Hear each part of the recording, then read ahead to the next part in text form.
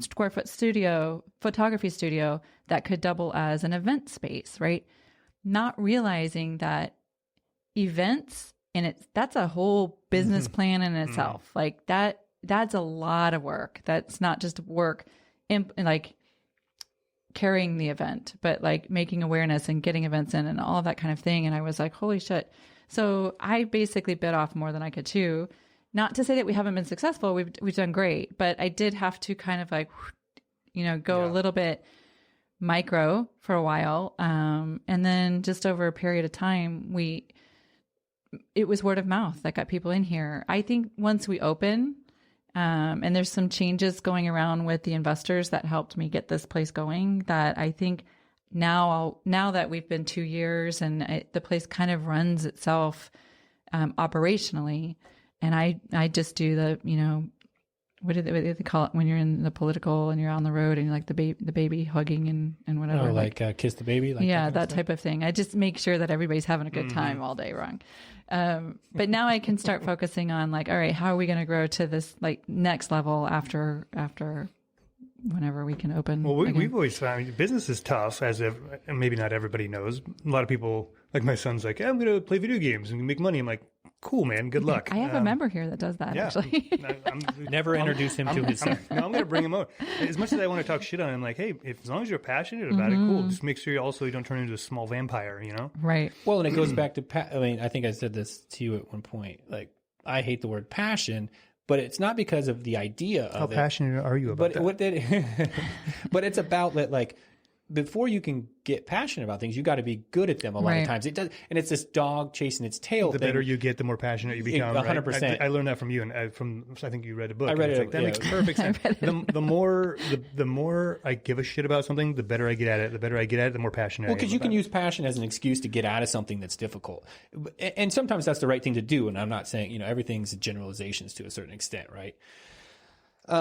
But that's completely true because it's happened to me plenty of times where I've quit something because I was like, oh, maybe I'm just not passionate about it or I'm not into it. And then actually I just didn't give myself any time to get good at it. And then in hindsight, I'm like, oh shit, that sucks because I could have been passionate about that. So that's why I hate the concept there. Cause I think too many people use it as a way to pivot without actually giving what they're pivoting from, a real chance. Right. So that's my issue with it. Well, I was going to come back to, a lot of people think you're doing a really good job at your job, or you're like, everyone loves our brand, right? But I'm like, oh, that's weird. I look at Shopify every day. I haven't seen a single order come through. Right. I don't know why. Or you know what I was doing before I came here? I was emailing retailers in San Diego because we can't seem to break into the San Diego market. We're like perfect for it. Shut up. I know. All right, we're going to talk after this. We have fucking trucker hat swag. I know. I told them we got tattoos, trucker hats. Our food goes good with guess what? Fish tacos. The guy's like, you would do great here. I'm like, you'd think so. Yes, sir. No, I'm going to fix that for you guys. Yes, Thank please. you. We'll talk about that later. But that's, that's what I was doing before, is like groveling to retailers to give us an opportunity. And granted, it's a tough time for everybody. Yeah. But, that's part of my job. Yeah. Well, and to our credit, I'm not to pat ourselves on the back too hard, but we're busy as fuck right now, trying to be creative, trying to do things that other people aren't doing, being nimble, pivoting quickly. We were fail fast. We were like guerrilla direct to consumer, and we were 60% restaurant, and now we're like DTC went up 500% like everybody else, but we're doing Sonoma County drop-offs, we're doing cool ads, we're doing this, we're doing a YouTube channel. It's like we're fucking for two dudes and a part-time employee and a half a person, Simone, half guy. But we're everyone's like, oh yeah, how's everything going? I'm like, fucking really busy, really busy. Yeah. That's good. Also, and you're like you said, you're doing all the things, and you're like just throwing it all out there, and it's with full heart, and it's legit. And then like you said, you look at the Shopify cart, and you're like, fuck, like. It seems like we should be really wealthy. Yeah. For as much busy as happening, it's like, and I don't know. Not everything's immediate ROI though, we're building a brand. It takes a long time. It's that long game. And we're not in this to just stop tomorrow. It's like, oh shit, we didn't get enough orders today. But at the same time, our friends have really come to bat for us. They're buying wine, they're sharing it with their friends, and then it's the ripple effect is that what I word call of it. mouth It's that you were starting to talking about earlier. Third party endorsements, word of mouth. It's still like, even here we are in 2020. And it's like, that is still so important. How people get them has changed, but those are at the end of the day are still super important. And you were speaking to that a little bit earlier. We're getting that 100%. And we're starting to see that we're finally getting a little bit, like before where maybe like Jesse's best friend or my best friend would order a case. Well, now those people's parents are buying some wine from us. And then this guy that we went to high school with that used to moon us on basketball trips, he's buying a case of wine. And so you're starting to see that word of mouth, third party endorsement is getting a little bit bigger. Right.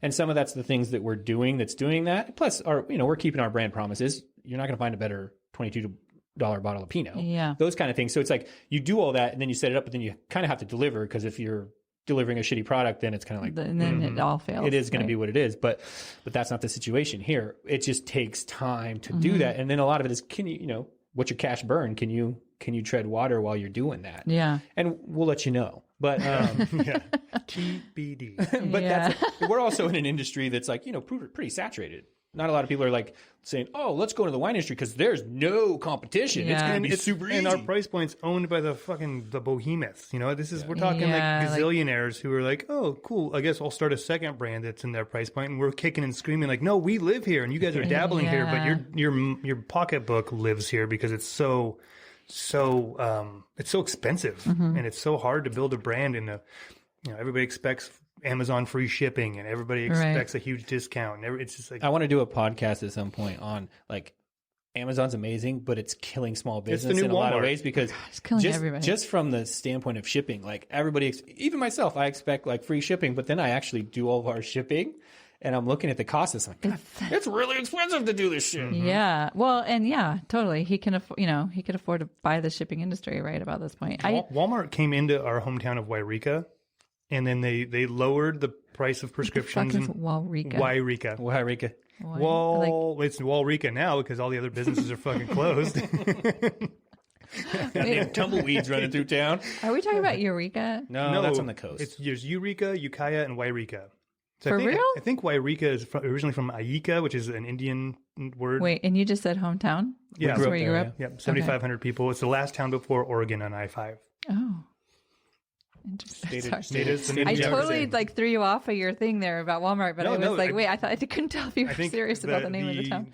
That actually brought it perfectly. Like, I was making the point that Walmart basically shut our town down. Yeah. Wairika. Got it. I don't know. I was thinking about Amazon the other day. Somebody said to me, he was like, thinking about, I guess Amazon is bringing in, a logistics center into Sonoma, the town of Sonoma. And he was like, oh, I heard Amazon is coming. Maybe I should go to work for them. And I'm like, oh my God, please no. Like, please don't do it, especially here. But Luke, it's like, and I am your father. But I honestly realize the hypocrisy behind me saying that, as I am a Prime member who has done more than her fair share of ordering from Amazon during shelter in place. So it's a hard habit to I was going to order it from the local guy, but it was $12 to ship it. No, I don't think so. Yeah.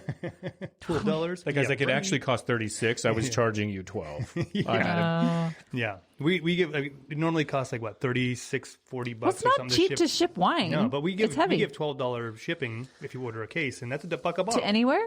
Yeah. Anywhere. I mean, not UK, but like Massachusetts? Yeah, domestically.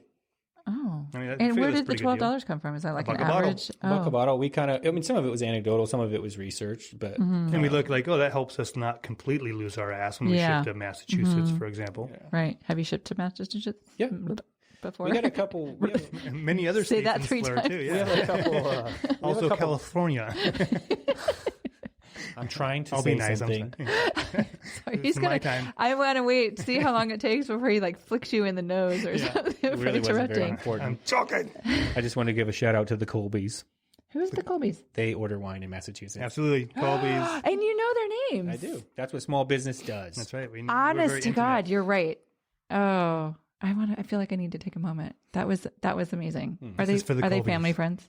No, we met them through one of our first ventures in wine, and they are one of those people that have kind of continued to support us. And then you talk about like and this is where it's breaking down. I'm forgetting the dad's name, but his daughter Jennifer is now buying wine from us too. So it kind of generational. Yeah, so that's cool. How do you guys do in LA? You're totally like LA. LA is an interesting market too. I mean, I'm sure everybody says that, but it's a super interesting market because it's like, it's so damn big and it's spread out.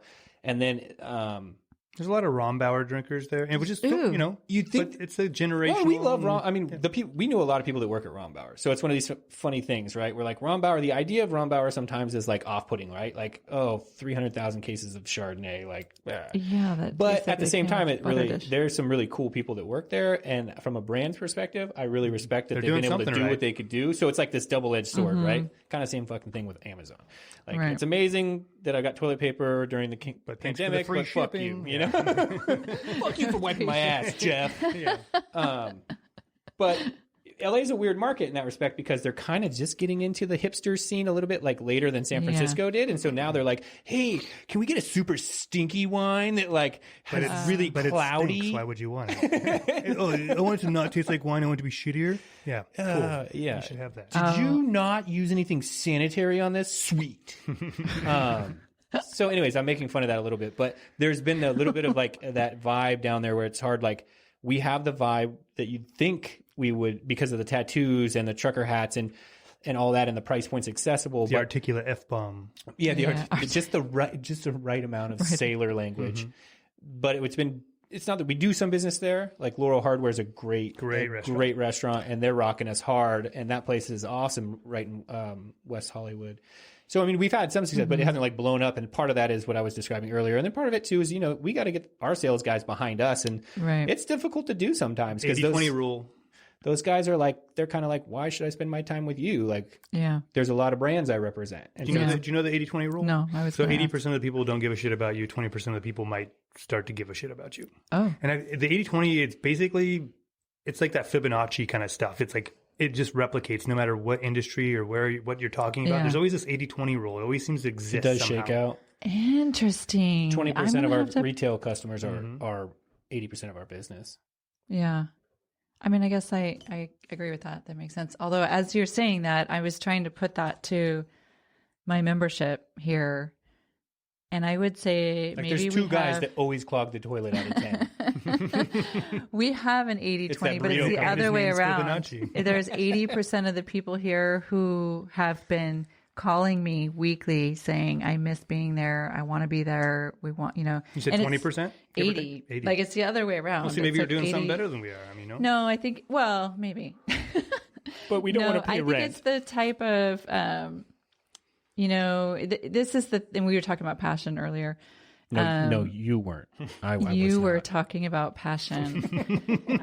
And I have become more and more passionate about what I do. But it's pivoting a little bit because of doing it, right? And this business, when I opened doing it well. That's how you get raw. That's LL Cool J. Are we annoying you yet? Not even a little bit. Like, honest to God, I keep looking at the clock because I'm the person who will talk for 3 hours. And you have a family, and I'm sure you actually have a family as well. So yes, he's right this there. could happen for hours. Yeah. Danny and I, in fact, we did an episode one time. It was almost 3 hours, I think. My episodes are usually 1 to 3 minutes long. Different kind of episode. What was I trying to say now? 80-20. 80-20. No, I was You're talking past about that. 80% of the people. I think I was just talking about how the passion. Yes, correct. So when I opened Keller Street Cowork, I always had this idea that I wanted to have a place where I could work with a bunch of great people and we could collaborate and stuff. But my biggest priority when I opened up the space was the design and the aesthetic and creating like the physicality of the space. And then over a period of time, as I started growing the community, and I've always been the person who's like, I will meet the person who wants a tour at the front door. And by the time we've gone through the building and came to to the back side, I knew everything about them. And we talked about, like what we're doing you were here. Actually it was listening to them?